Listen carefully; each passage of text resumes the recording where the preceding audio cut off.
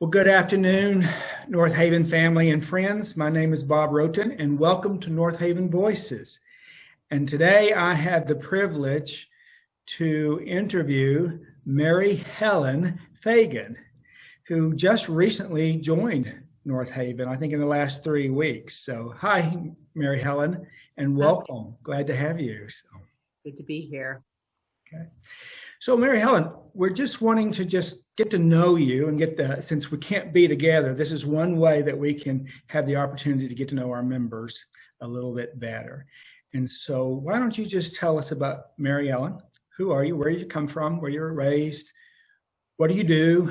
Those types of things.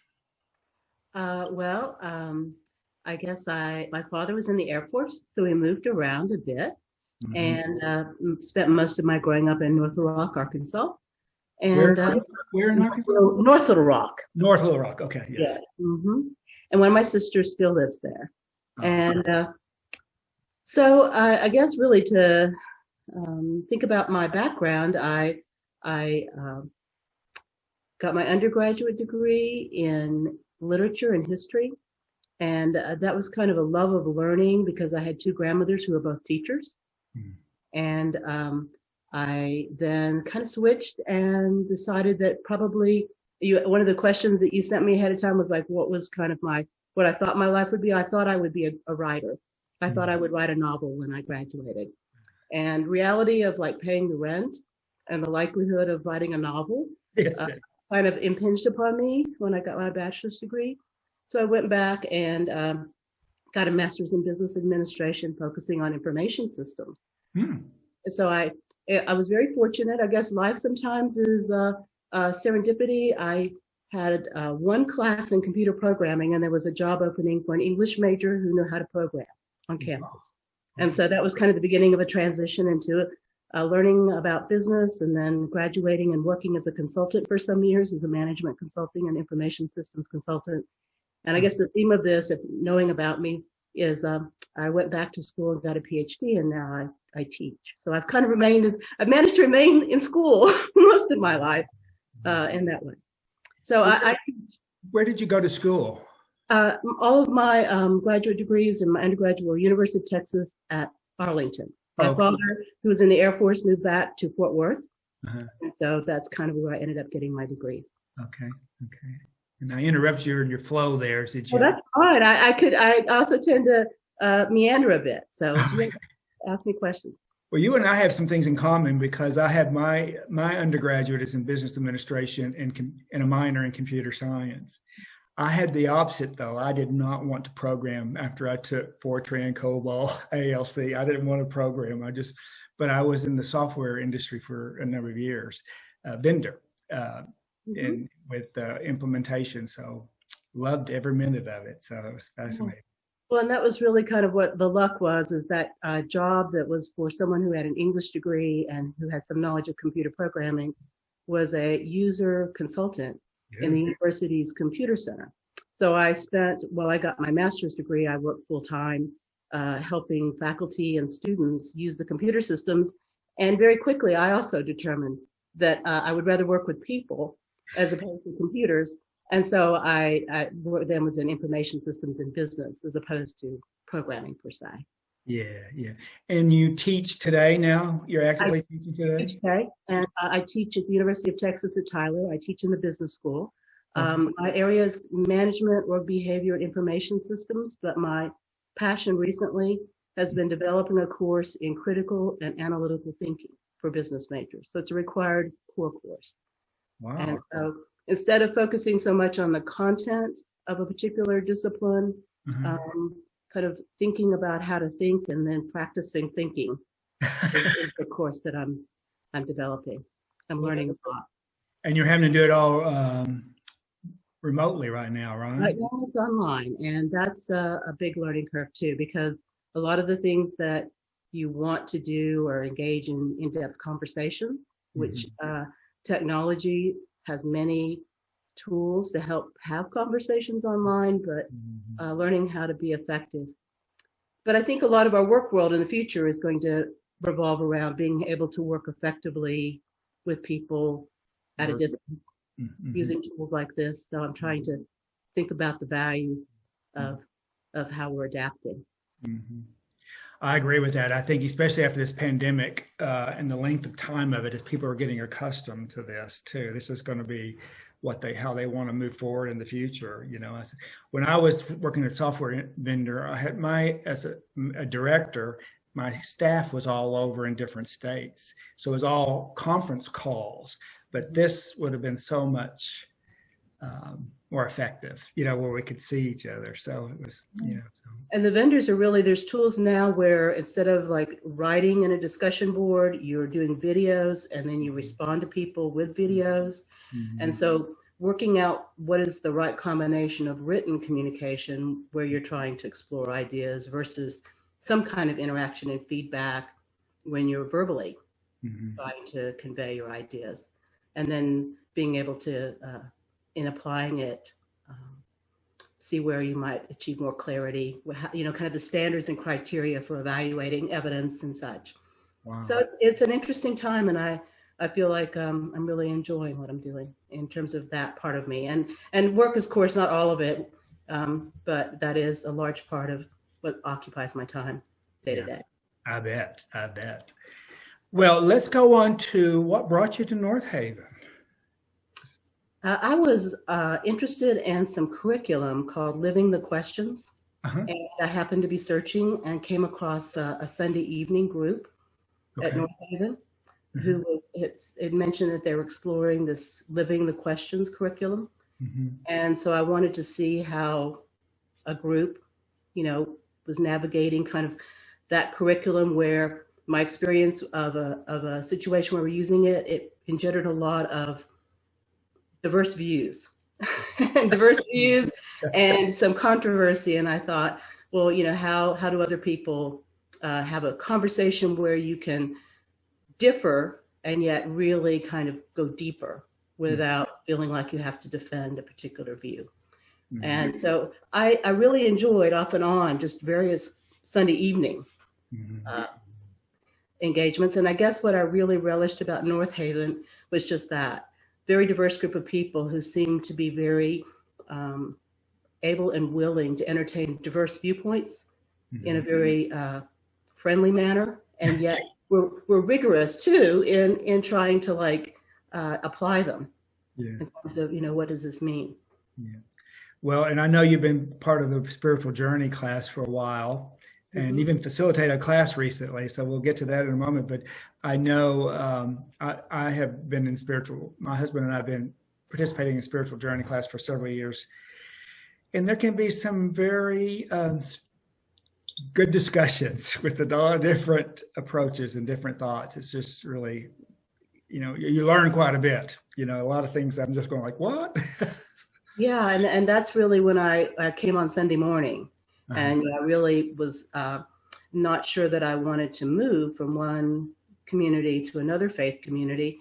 But when I came on Sunday morning and started visiting on Sunday morning and then went to the spiritual journey class, I just over time saw that that's really was the next place I needed to be in my spiritual journey path. Well, we're excited to have you part of the family. So thank you for choosing us. So, and I know it was like 3 weeks ago you joined in the spiritual journey class, right? So that was pretty special. Now you facilitated a class too. So you do a lot of meditation type of, that was what your focus was on. So as a...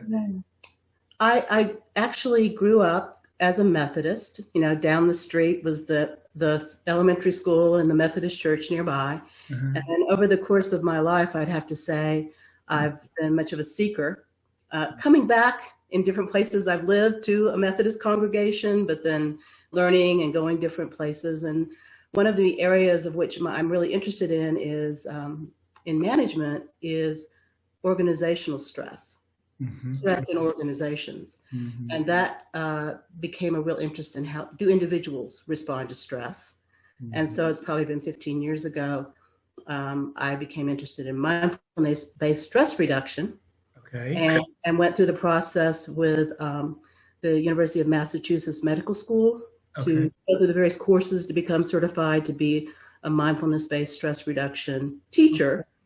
But from a standpoint of well-being and how that related to organizations. And then I had an opportunity to work with a pastor to teach contemplative prayer. And so it kind of is a question was, okay, well, how does stillness and cultivating the ability to be quiet in terms of a spiritual path, translate or relate to what might think about as mindfulness in a sectarian context of well-being. So that's been kind of the process that led me to volunteer to teach a class on spiritual practices. And I've taken different courses at different times on spiritual formation and been able to learn from some really excellent teachers and groups. Okay. And I think that's really the most important thing for me and that's one reason why Northaven has been such a wonderful home for me, is just I see these practices as social practices and group practices as well as an individual practice, and finding people with whom one can communicate and practice and explore and develop different disciplines.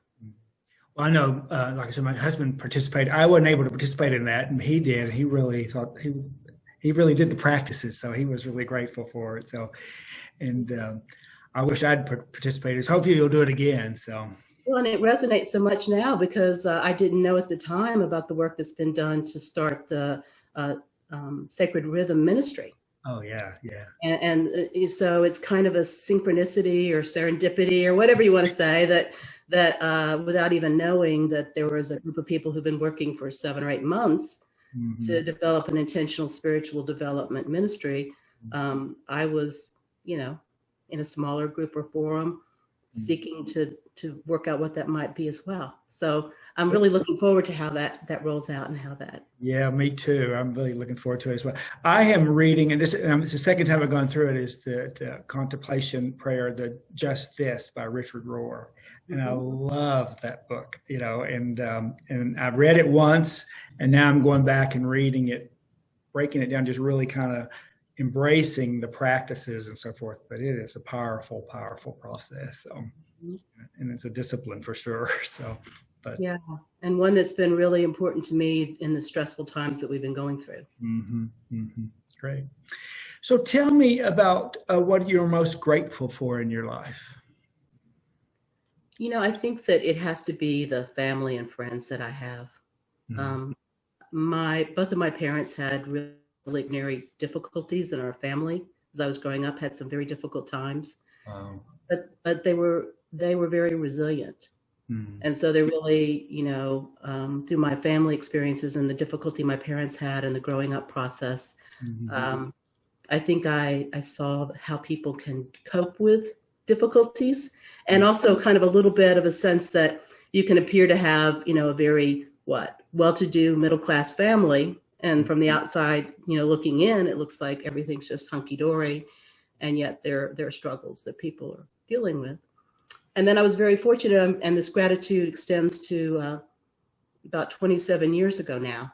I had to check how many years it's been. I formed a small group with 2 friends, a kind of spiritual companionship group. Oh, sweet. And through all of the life changes, we've become deep, good friends, but with a weekly kind of touching base as to how that relates to our spiritual journey. Oh, that's beautiful. That's cool. And so I really learned about friendship. Yeah. Through that long process, and I'm very grateful. And I was thinking, there's been 2 friends. We started 27 years ago meeting weekly. And then there's another friend who stayed, and she's a newcomer because she's only been part of the group for 15 years. Only 15 years. I was like, yeah, all right. But no, learning what friendship is in a really deep way over time, and my family, I'm really grateful for. I think it's such a beautiful gift that your parents left you with when you use the word resiliency, resilient.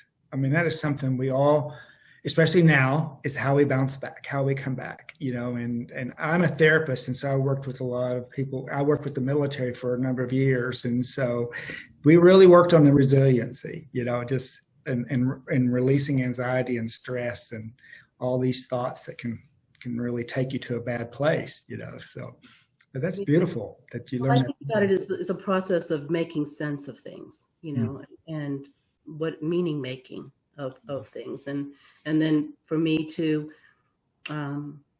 becoming clearer and clearer what's important, what I value, and to make sure that what I'm doing is aligning with what I value. Okay. So now let's just move into something that leads me to a thought about what are your hobbies? I mean, I was very fortunate in the third grade. I had a teacher who was a painter. She was an artist, and she eventually quit teaching and is an artist. And I painted a little oil painting, and she really praised me for being creative. And so I've enjoyed, and part of my research has been creativity. Yeah. What innovation and diffusions. And it was many years later, I found that painting in my mother's garage. And I was like, what? All these years I've been thinking I was really creative, and I'm glad, didn't have a reality check, because this is like looking at it, kind of analytically now. But nonetheless, I enjoy fused glass. Okay. I have a kiln, and I like to fuse glass and make objects. And in this time of kind of staying close to home, gardening, painting. Mm-hmm. So a lot of dabbling. Mm-hmm. Looks like a lot of reading too back there. Oh, I love to read. I do. But I've learned to play the Native American flute. Oh, really? Cool. And so it's partly areas in which I haven't felt creative, kind of giving myself a lot of permission to explore, and then finding other people that are interested in it. Mm-hmm. So are you a part of the creatives group then too? Yeah. Yeah. I'm not there as the semester's gotten busier. I'm not always there Thursday morning, but I really, really enjoyed that. That was Creatives in Captivity, and just inspiring to see the various ways in which writing and music and painting were means of expression. Yeah. Well, good. I'm glad you're part of that. I had another thought there, and it just went blank after you were saying something. Oh, I want to know if you want to get your flute and play for us. Oh, you know what? Not right now. But it's so funny, because I was at a retreat learning qigong, and someone said, you want to play my flute, and I'm like, oh, I'm not musical at all. I learned piano, and never really. But when I just blew on the flute, I was like, that sense of like where your hair kind of stands up. It was like, wow. And so I found someone locally who teaches it, and it was such an interesting experience of learning. I suppose I enjoy learning about how we learn. And, first time I got my flute, I just made all kinds of squawking noises, and fingers were not doing anything. And so just, slowly persevering to be able, I can play taps, and I learned how to improvise.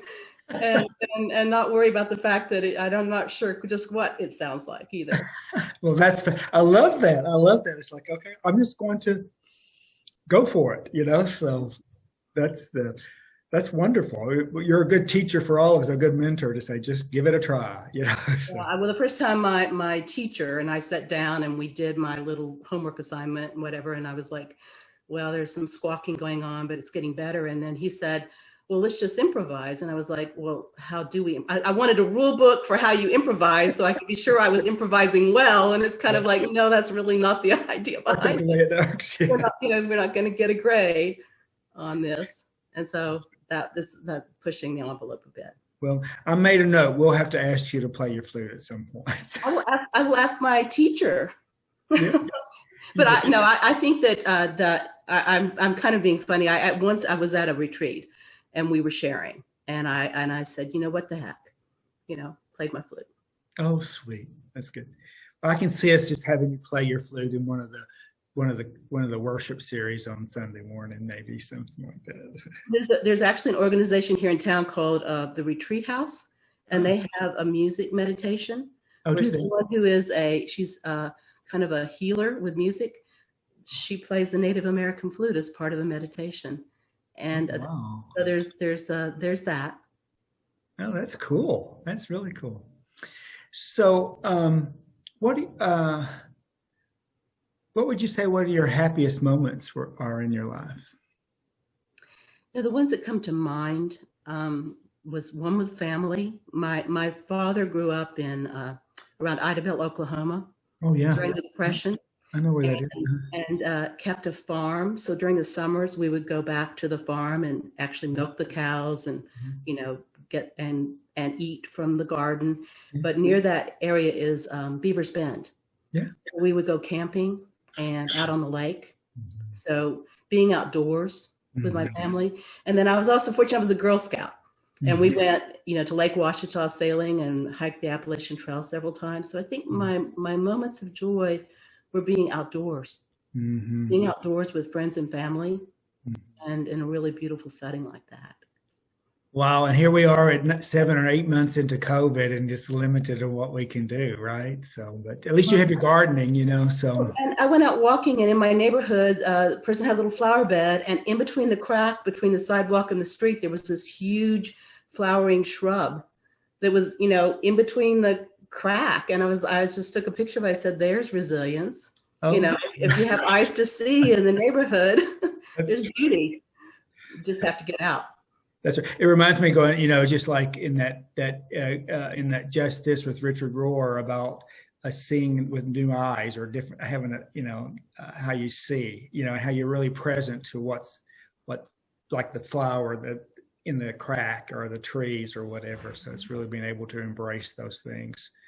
That's what I love about this, is because it really makes you really present to the beauty and growth and resilience like you're talking about. So it makes a huge difference. It really does for me.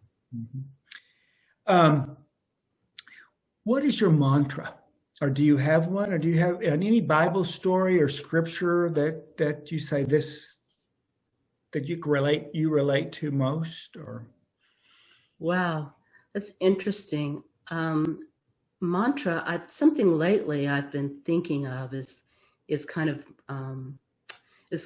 when I'm confronted with something like grading and I'm like knowing students are struggling, and yet I'm trying to provide feedback that's and I don't want to overthink it. It's like wisdom on the one hand, what is the quality? And if someone started it at 5 minutes before it was due, the quality, is just not there. And I can understand why, but nonetheless, I'm having to apply criteria. So there's kind of wisdom and compassion. And so, in a lot of things, it's like, well, what is wise? And yet there's some aspect of what is compassionate. And then, so I suppose my mantra lately has been wisdom and compassion in action, not as kind of so totally in my head, but where I'm having to apply it. And the Bible story that comes to mind for whatever reason is Zacchaeus, tax collector. And he is, I did a Lectio Divina where that was the scripture, and he knows Jesus is in the area, and he's wanting to see Jesus, and the story says he's kind of short. And I'm kind of short, so I just imagine him, there's a crowd, he's trying to see Jesus, he, just can't quite see him, and so he climbs a tree. Right. And it's like, wow, okay, so he's really intentional in, to see Jesus, and Jesus sees him, and he says, come on down, and I'm going to be at your house tonight. And he's like, well, a tax collector weren't the most popular fellows. And when I think, well, why did that story come to mind? I think that's kind of the part of spiritual development for me that's really intentional. And being, but then there's some being in the right place at the right time.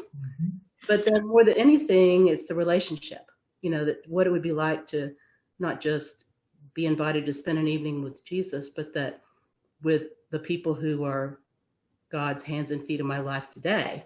That we can read not only the scripture from the Bible, but other wisdom literature. And that, in that same kind of curious spirit, seek and find. So that's a seeking and finding kind of story that. Yeah. And because he was short, he climbed so he could seek and he could find, right? Yeah.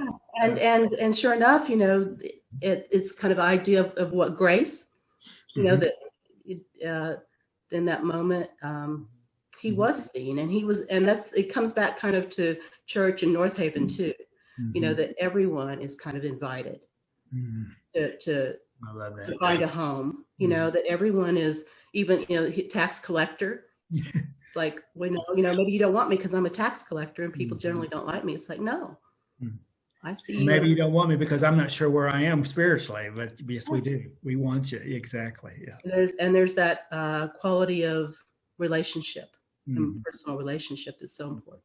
Yeah. Okay, last question, and that is, how do you want to be remembered? How would you? I thought of someone had mentioned to me lately, kind of Freud said, kind of, I suppose, two things important in life, like work and love. And so I'd like my work, you know, to make a difference. The research, now that school is kind of going better with classes, I'm back kind of trying to do some research, and I would like it to be helpful, useful.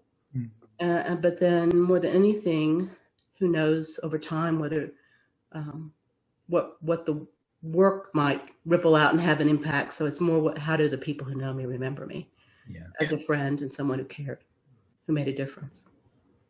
Well, I would suggest that because of your educational and your love for people and your gift in education and working with your, even the students in UT Tyler, and we're all wherever you're educated, your work is very important, because when you said that compassion in organization, or compassion and what I kept wisdom and compassion, kind of compassion, balancing those. Yeah, balancing those is probably a wonderful gift for someone that is maybe somewhat lost, you know, and they're even in their careers, you know, why they're taking this class or where they are in their journey. So I think you probably are giving that to people right now. So I know, and especially with the going back and learning the whole, you know, stress is such a issue in this community, in all the world right now. And so your gift to do workshops and to help people understand how you can manage that is really very critical, especially now. So I really appreciate you doing that. So, I have a lot to learn. I guess it's my love of learning. There's really never any let up in that desire to learn and to really kind of be wise, because from a higher education standpoint, it's always been much about achieving a certain degree of excellence. Right. And yes, that's important, but how to take into account the really difficult circumstances.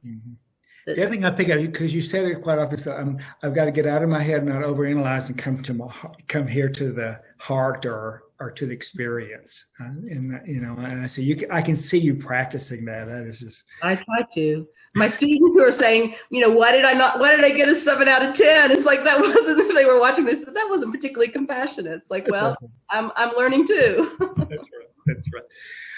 Well, you know, we have a lot in common. My family grew up in Arkansas, and I have a sister in Benton, Texas, Benton, Arkansas, outside of Little Rock. So my parents retired in Hot Springs. So my dad was raised in Stamps, Arkansas. Tim is from Monticello, Arkansas. So we have this. So it's really fun to get to know people, because there's so many things that there's so many links a lot of times that we're just not aware of. So and for you to go from vendors in the software industry to be a therapist. Yes.